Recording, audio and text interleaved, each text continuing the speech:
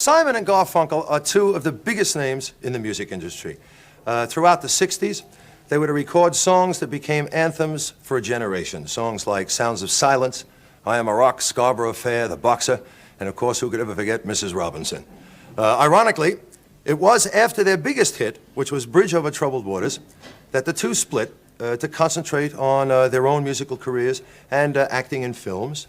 Early morning in New York, I mean very early morning in New York, and Simon and Garfunkel are waiting for us, so we thank them for joining us. Would you say hello, please, to Paul Simon and Art Garfunkel? Here they are.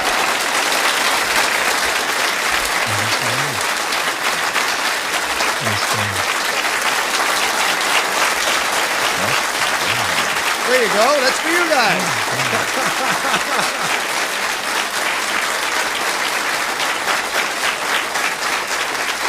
You can smile, it's all right.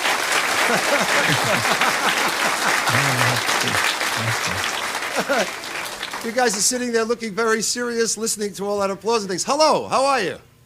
We're fine. We feel a little detached here on the other side of the world with this hookup, but we're with you in spirit. Well, yes, we can, you can see us, but we can't see you. That's why we're looking the way we look, which is sort of naturally dour and depressed. It's always a bit uneasy for people when they first have to do this thing because you get to look at a camera. Of course, we see you live, happy, smiling. Listen, what time is it there now in New York, by the way? About 5:30 in the morning. Do you guys usually get up at this hour of the morning, 5:30? Of course. Yeah. We didn't go to sleep. We just stayed up. Ah, well, that's nice. Just for us, you mean? Yeah. Well, no, we had we were just hanging around, doing our usual New York activities, you know? Yeah. Is New York still a late-night entertainment center? I mean, where people can still go and see entertainment 2, 3, 4, 5 o'clock in the morning? Yeah. Oh, yeah. Parties at the Statue of Liberty, dancing at the UN, things like that. Okay, fair enough. Listen, tell me about the reunion concert. 11 years you were split up, went your separate ways. A lot has been written about it. But what was it that brought you back together again? You answer, Paul. There was a concert in Central Park that's been something of a yearly tradition, and I was asked to do it, and I asked Art to join me on it, and that's really how it came about. I'm going to be when you're working to a large audience like that. I mean, one of that enormity. Can they hear you? I mean, can you hear them? Does it sound as big as it does, or do you just hear the people in the front, maybe? You can hear them. You can hear the sense of mass of people in the audience. They can hear you, but they can't hear you in the way that you hear yourself. So that's the tricky part. They're hearing you amplified through your sound system, but you're not hearing yourself through that same sound system. That has to be some feeling of security. 400,000 acceptances at once. It does a lot for you. It's fabulous. Yeah, it does a lot for your ego, I'll tell you. What about the meeting of you two? Is it true you went to school together? Yes, we grew up together. We've known each other since we're 9 years old, 10 years old. People here in the studio audience are just getting a look at a still shot of the two of you. One of you has very short curly hair, and the other one just has short hair. I don't know what that... Crew cuts, it looks like. That was me with the short curly hair. Yeah, right. Those days I had short curly hair, and Art had just regular short hair. But later on, as we grew up, we changed hairs. Can you do that for us now? We'd like to look at it if we could. Yeah, we actually could, but we just assumed that. In all the songs that you've... In all the songs you've done and composed, I have one question I would really like to ask. It's been something that's been bothering me for years. Mrs. Robinson, the song, did you write that after the character in the movie, or did you guys really know a Mrs. Robinson? No, I wrote it for the movie. Okay. It was Mrs. Roosevelt for a while. Was it? Oh, actually, it was. When I originally started to write the song, it was called Here's to You, Mrs. Roosevelt. But when I was working on writing the music for The Graduate, I changed it to Mrs. Robinson.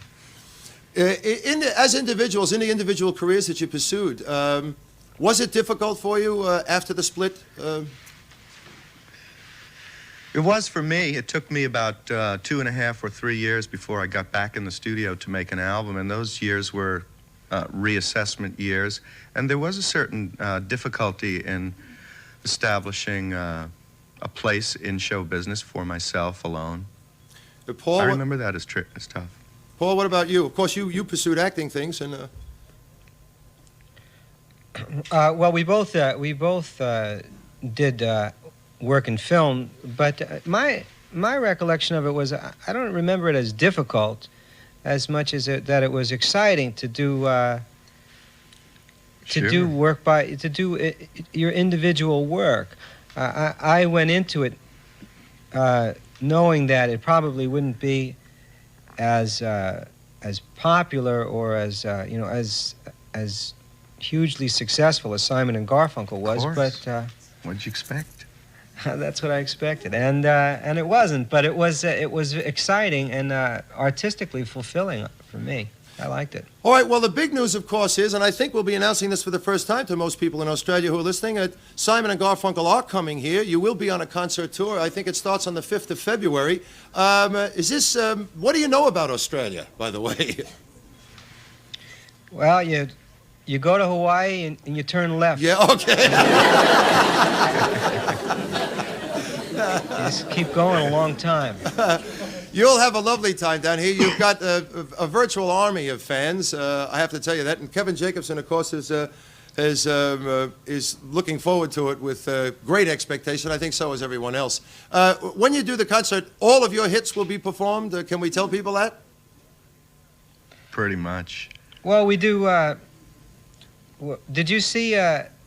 Are you familiar with the concert in Central Park? Was that shown in Australia? I don't believe it. Was it? Yes, the boys are shaking their heads here. Yes, it was. Yeah. It was? Yeah. Well, we do about 2/3 to 3/4 of that show, and then we've added some songs that weren't in that show, and we'll be doing some new songs on this trip. Well, But pretty much all the hits are in the show.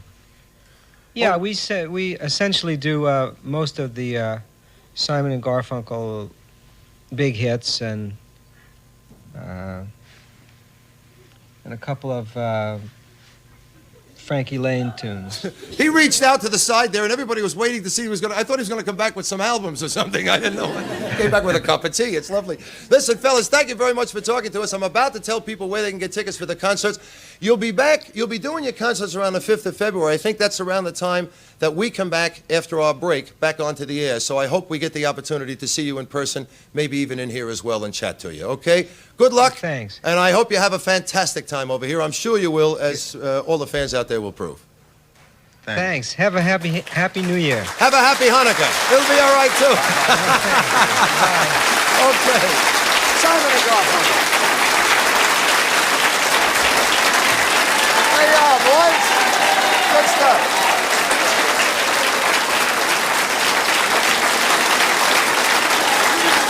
Nice.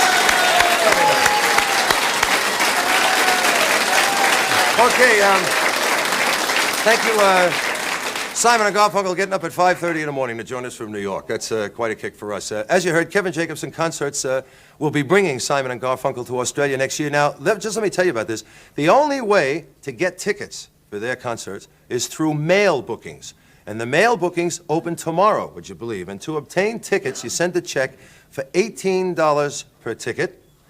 Gasp, I heard that. Made payable to Simon and Garfunkel Tour, and you send them to these addresses. They'll be in Sydney on Saturday, February the 5th at the Sydney Sports Ground. There you send it to Post Office Box 196, Glebe, New South Wales 2037. Adelaide, they'll be there Wednesday, the February the 9th at the Adelaide Oval. These are all big venues, so I suggest that you get in early. I'm telling you, they're going to be packed out. This is going to be a Neil Diamond all over again. Post Office Box 32, North Adelaide, South Australia. Melbourne, they'll be down here Saturday, February the 12th at VFL Park, Waverley. They'll be playing against Collingwood. And the way you get those tickets is you send a letter to Centrepoint, Box Office, Burke Street, Melbourne, Victoria. And Brisbane, they'll be up there Tuesday, February the 15th at Lang Park. That address, GPO Box 607, Brisbane, Queensland 4001.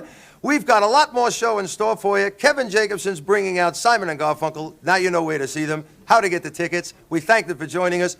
Now we're going to go on with our last show of the year, and we're going to have a terrific time, okay? Hang in there. We'll be back. All right.